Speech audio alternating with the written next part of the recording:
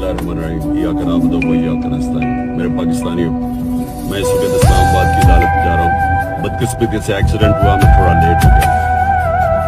मैं आप सबको बताना चाहता हूँ कि इन्होंने पूरा प्लान बनाया हुआ है मुझे अरेस्ट करने का, और इससे साबित हो जाती है कि बदनीयत। मैं इस्लामाबाद की अदालत में पहले भी जा रहा था। इन्होंने जो मेरे घर के ऊपर हमला किया, वो ये मकसद नहीं था कि मुझे इस्लामाबाद की अदालत में पेश करना, मकसद ये था कि मुझे जेल में डालना। जेल में क्यों डालना? क्योंकि लंदन प्लान का हिस्सा है कि मुझे जेल में डालो।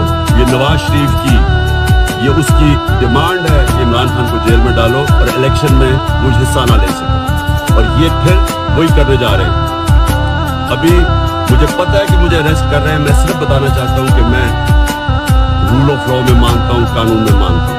पता होते हुए मैं जा रहा हूँ, लेकिन मैं कौन को बताना चाहता हूँ कि ये बेनकाब हो गए, ये जो लोग ऊपर बैठा